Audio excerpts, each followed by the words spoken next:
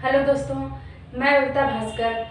आज हम जो है इस क्लास में देखेंगे पदार्थ एवं पदार्थ की अवस्थाएं, जो चैप्टर था उसका दूसरा पार्ट। तो चलिए शुरू करते हैं आज की वीडियो। तो आज की वीडियो में जो हम पढ़ने वाले हैं, हेडिंग है वो पदार्थ का रासायनिक वर्गीकरण। इसके बारे में देखते हैं। तो यहाँ पदार्थ का वर्गीकरण यानी कि क्लासिफिकेशन ऑफ मैटर दो आधार पर किया गया है। पहला तो है हमारा जो है भौतिक आधार, दूसरा है रासायनिक आधार। तो जो आगे की वीडियो हमने जो है देखी है उसमें जो है इसको पढ़ चुके हैं हम, ठोस, द्रव और गैस।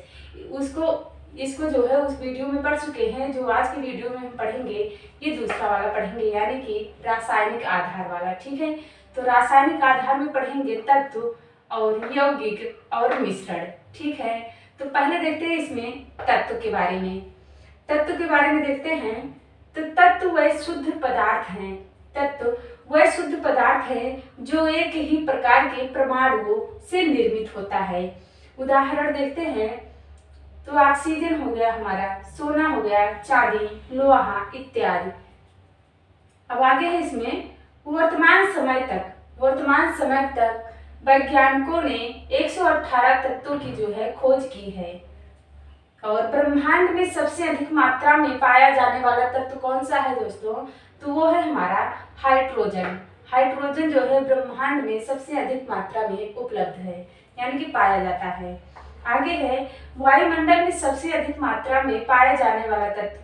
यहाँ पर ब्रह्मांड में पूछा गया था दोस्तों, यहाँ पर वायुमंडल में पूछा गया है कि सबसे अधिक मात्रा में कौन सा तत्व पाया जाता है। तो वायुमंडल में जो पाया जाता है वो नाइट्रोजन की मात्रा ज्यादा पाई जाती है, यानी कि अधिक पाई जाती है। आगे है मानव में सबसे अधिक मात्रा में पाए जाने वाला तत्व। मानव में सबसे अधिक मात्रा में पाए जाने वाला तत्व और पृथ्वी के भूपर्पटी में सबसे अधिक पाया जाने वाला तत्व, ये दोनों जो है, इन दोनों में दोस्तों जो है सबसे अधिक मात्रा में जो तत्व पाया जाता है वो है ऑक्सीजन। दोनों में, यानी कि मानव में भी सबसे अधिक मात्रा में पाया जाने वाला तत्व ऑक्सीजन है और पृथ्वी के भूपर्पटी में सबसे अधिक पाया जाने वाला तत्व ऑक्सीजन ही है। आगे देखते हैं यहाँ पर परमाणु। परमाणु के बारे में देखते हैं। तो किसी पदार्थ की सबसे छोटी इकाई जो स्वतंत्र अवस्था में नहीं पाई जाती है बल्कि जो रासायनिक अभिक्रिया में भाग ले सकती है, उसे ही परमाणु कहते हैं।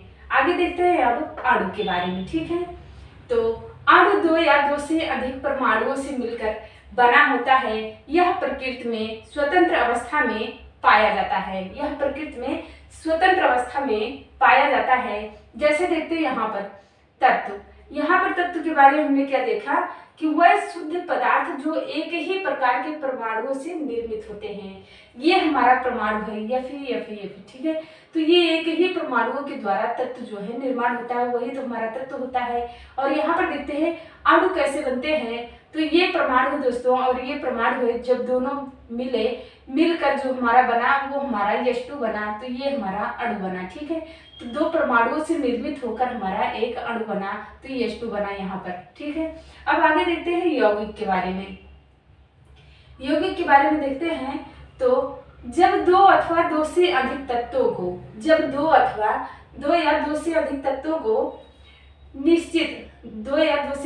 को एक निश्चित अनुपात में मिलाया जाता है। एक निश्चित अनुपात में जब उससे मिलाते हैं तो यौगिक का निर्माण होता है। जैसे देखते हैं यौगिक का निर्माण कैसे होता है। यहाँ पर देखते हैं H2O यानी कि हाइड्रोजन तथा ऑक्सीजन अणुओं के मध्य 2:1 के अनुपात में संयोजन होता है। तो आगे देखते हैं दोस्तों अब नमक का, NaCl होता है इसका मान। और इसमें देखते हैं सोडियम तथा क्लोरीन के अणुओं के मध्य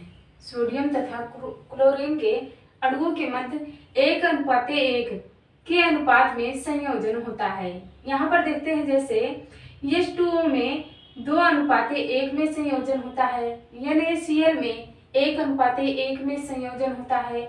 और यहाँ पर देखते हैं Al2O3 यानी La2 और O3, इसमें जो है 2:3 में संयोजन होता है। आगे देखते हैं मिश्रण में देखते हैं तो जब दो या दो से अधिक पदार्थों को किसी भी अनुपात में मिला दिया जाए तो उसे ही मिश्रण कहा जाता है। मिश्रण में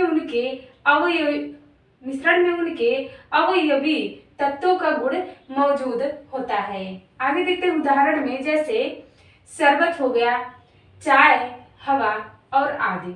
ठीक है, चाय हमारा शरबत हो गया, चाय, हवा आदि, इन सब में जो है मिश्रण होता है। शरबत में जैसे चीनी हो गया, नींबू हो गया और पानी हो गया, ये सब मिश्रण होता है। चाय में चाय हो गया, चाय पत्ती हो गई, चीनी हो गई और इलायची जो भी डालते हैं ये सब मिश्रण हो गया। हवा में भी काफी मिक्स होते हैं। तो ये सब उदाहरण हमारे मिश्रण के हो गए। अब देखते हैं मिश्रण के प्रकार। मिश्रण के प्रकार के बारे में देखते हैं तो मिश्रण द्रवों, ठोस और गैसों को आपस में मिलाने की क्रिया तथा इस प्रकार उत्पन्न पदार्थों को कहते हैं। मिश्रण को मुख्य रूप से दो भागों में बांटा गया है।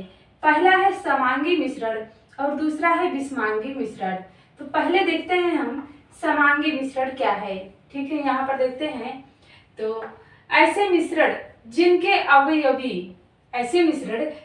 अवयवी कणों को अलग अलग नहीं देखा जा सकता है, उन्हें ही जो है समांगी मिश्रण कहते हैं।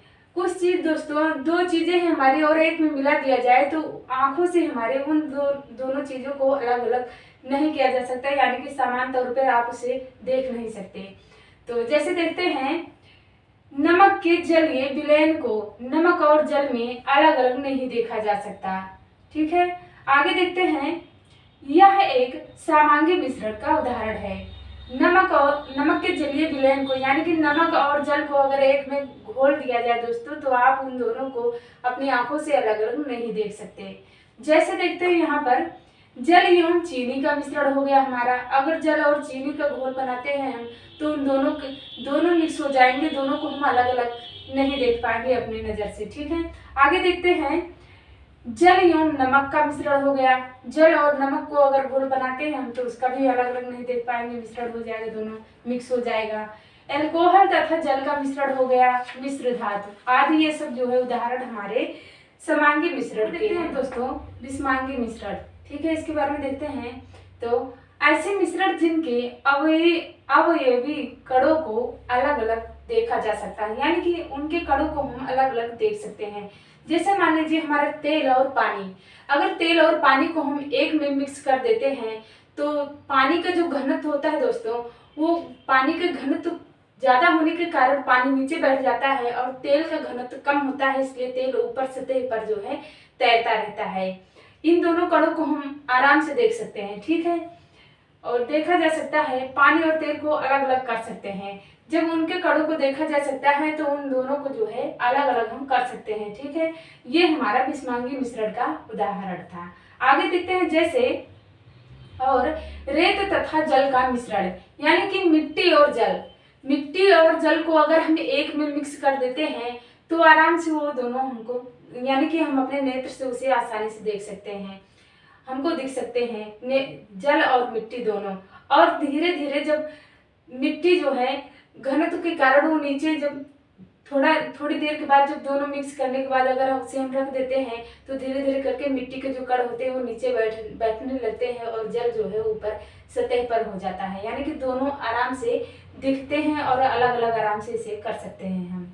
ठीक है, पेट्रोल और जल का मिश्रण हो गया, तेल और जल का मिश्रण हो गया आदि, ये सब उदाहरण जो है विषमांगी मिश्रण के हैं। यहाँ पर देखते हैं अब आगे तत्व यौगिक और मिश्रण। तत्व में देखते हैं एक ही प्रकार का परमाणु पाया जाता है। यहाँ पर देखते हैं एक ही प्रकार के जो परमाणु है वो है LaHAU। ठीक है, इस प्रकार के। और यौगिक जो है वो है दो या दो से अधिक तत्व पाए जाते हैं इसमें। तो इसमें देखते हैं तत्व जो है H2O हो गया हमारा, LuO2O3 हो गया हमारा। और मिश्रण में देखते हैं दो या दो से अधिक तत्व जो है इसमें पाए जाते हैं। तो इसमें देखते हैं शरबत और वायु। ठीक है, तो आगे देखते हैं दोस्तों अब मिश्रण एवं यौगिक में अंतर। तो यहाँ पर हमने मिश्रण का अंतर लिखा है, यहाँ पर मिश्रण और ये यौगिक है। ठीक है, तो पहले देखते हैं अंतर का आधार। इसमें देखते हैं तो अंतर का आधार जो है पदार्थों का अनुपात। मिश्रण में देखते हैं तो मिश्रण दो या दो से अधिक द्रव्यों को किसी भी अनुपात में मिलाने से बनता है, जबकि यौगिक में दो या दो से अधिक तत्वों की निश्चित अनुपात में रासायनिक संयोग से बनता है। आगे है अंतर का आधार में रासायनिक परिवर्तन। रासायनिक परिवर्तन में आगे देखते हैं अब मिश्रण में पहले और यौगिक में बाद में। पहले मिश्रण में देखते हैं, मिश्रण बनने के प्रक्रम में कोई रासायनिक परिवर्तन नहीं होता है, अर्थात ऊर्जा का आदान प्रदान नहीं होता है। जबकि यौगिक निर्माण में रासायनिक परिवर्तन होता है, अर्थात या तो ऊर्जा अवशोषित होती है या फिर उत्सर्जित होती है। यहाँ पर देखते हैं आगे गुणधर्म। ठीक है, अंतर का आधार में है गुणधर्म। मिश्रण में देखते हैं इसमें, तो मिश्रण में इसके अवयवों के गुणधर्म विद्यमान रहते हैं, जबकि यौगिक में देखते हैं तो यौगिक के गुणधर्म उसके अवयवों के गुणधर्म से अधिकांशतया भिन्न होते हैं। आगे देखते हैं गलनांक व क्वथनांक। गलनांक व क्वथनांक में देखते हैं मिश्रण में पहले, तो मिश्रण के गलनांक व क्वथनांक निश्चित नहीं होते हैं, जबकि यौगिक के गलनांक व क्वथनांक निश्चित होते हैं। आगे देखते हैं प्रकृति में पहले मिश्रण में देखते हैं, तो मिश्रण प्रायः विषमांगी होते हैं। प्रकृति में मिश्रण प्रायः विषमांगी होते हैं और जबकि यौगिक जो है समांगी होते हैं। आगे देखते हैं पृथक्करण।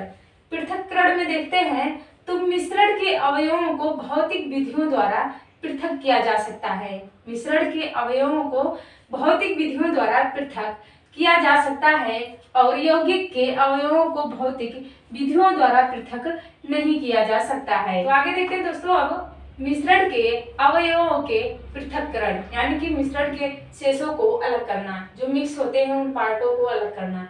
आगे देखते हैं इसमें, तो ठोस का ठोस से, यानी कि ठोस का पृथक्करण, यानी कि जो ठोस दोनों पदार्थ हमारे ठोस होते हैं उनको अलग करना।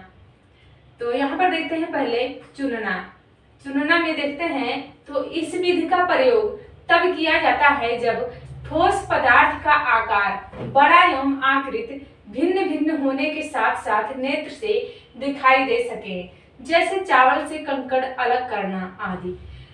चावल जो है दोस्तों, चावल को चुन करके उनमें से कंकड़ अलग करना बहुत ही आसान तरीके से, क्योंकि दोनों पार्ट हमें आसानी से नजर आते हैं और इस तरीके से उसे अलग किया जा सकता है। ठीक है, यहाँ पर मान लीजिए ये हमारा एक टोकरी में जो है मैजिक बॉल है और मैजिक बॉल हमारा 2 कलर में है। ठीक है, 2 कलर का मैजिक बॉल एक ही टोकरी में रख दिया गया है और ये दोनों कलर के मैजिक बॉल हमें आसानी से दिख रहे हैं।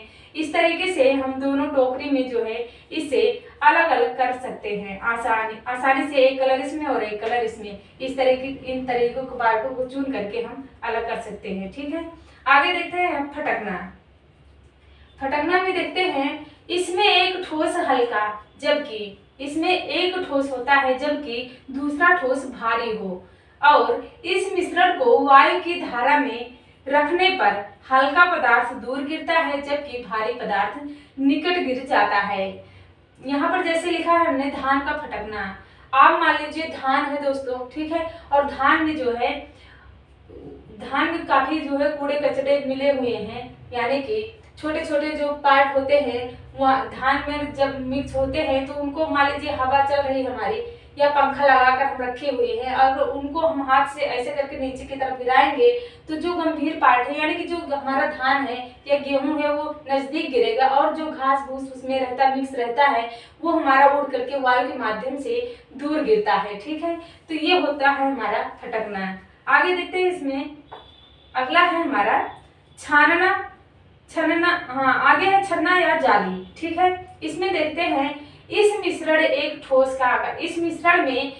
ठोस का आकार छोटा जबकि दूसरे का आकार बड़ा हो और इसे जाली द्वारा पृथक किया जाता है। जो बारीक ठोस कण होते हैं वो जाली द्वारा छन के नीचे गिर जाते हैं इस प्रक्रिया में। ठीक है, जैसे देखते हैं बालू छानना, आटे को छानना। ठीक है, बालू छानना जो होता है दोस्तों, आप एक छलनी नुमा होता है, जो हमारा छलनी होती है उसमें छिद्र होते हैं, अगर उस छलनी में हम बालू को रखेंगे तो जो हमारा बालू रहता है वो छन जाता है, नीचे गिर जाता है, और जो ऊपर कूड़े कचड़े वाला पार्ट रहता है वो छन्नी के ऊपर हमारा छन जाता है। इस प्रकार से हम उसे छान लेते हैं, अलग कर लेते हैं।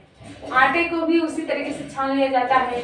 आगे देखते हैं, अब इसमें आगे है चुंबकीय पृथक्करण, यानी कि चुंबक को अलग करना। किस प्रकार से अलग करते हैं, तो इसमें चुंबकीय एवं अन्य चुंबकीय पदार्थों को अलग किया जाता है। जैसे देखते हैं, यानी कि चुंबक को अलग किया जाता है अन्य चुंबकीय पदार्थों से, जो चुंबक नहीं होते हैं उनसे अलग किया जाता है चुंबक को। ठीक है, यहाँ पर देखते हैं लौह युक्त खनिजों का निष्कारण है दोस्तों। यहाँ पर लौह युक्त खनिजों का निष्कासन रहेगा यहाँ पर। तो इसमें देखते हैं, ये हमारी मशीन है। ठीक है, इसमें अगर हम लौह युक्त खनिज जो है ऊपर से डालेंगे तो इस तरीके से हमारा आएगा।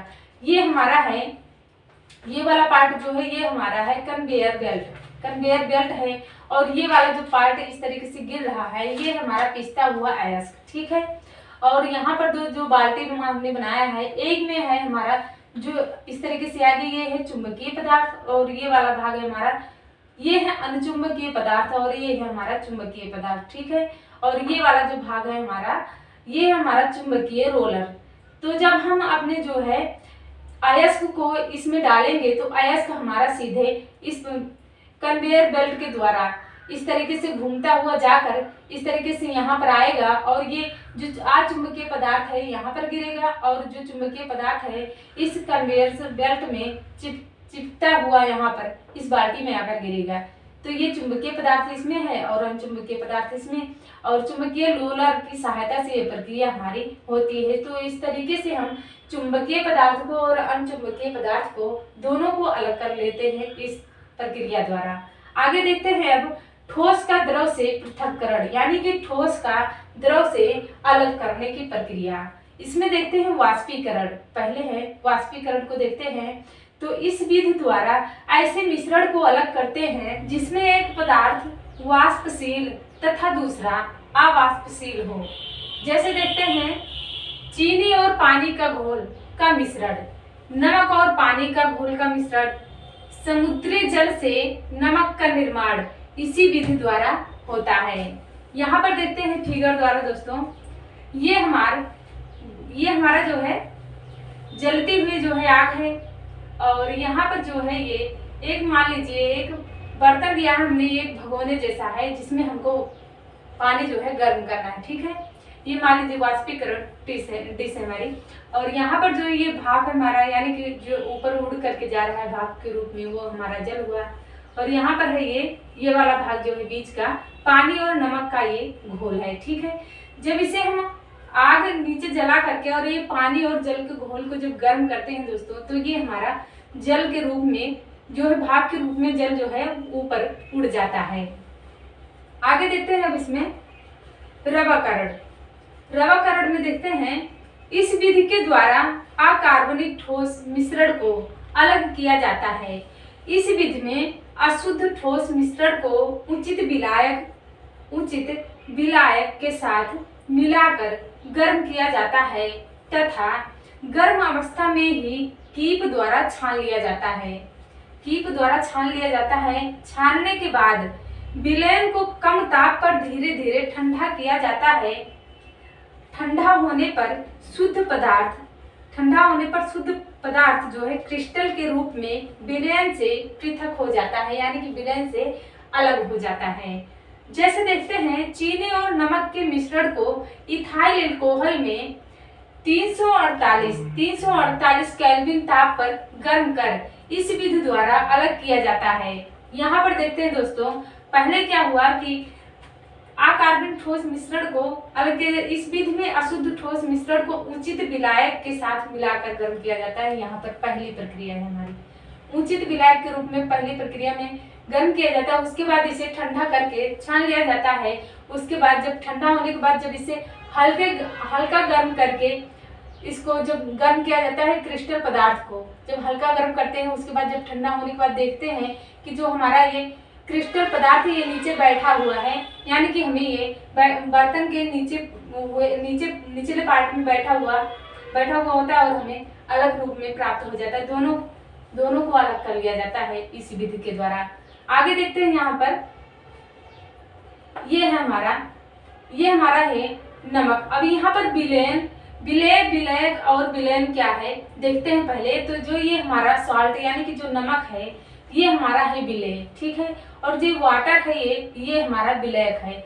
जब इन दोनों को मिलाएंगे, नमक और वाटर को एक में मिला करके जो हमारा बनेगा उसे कहते हैं विलेन। ये हमारा जो सॉल्ट वाटर है, ठीक है। ये नमक है और ये वाटर, जब ये नमक और वाटर को एक में मिलाएंगे तो हमारा विलेन बनेगा। ये हमारा प्राप्त होता है विलेन।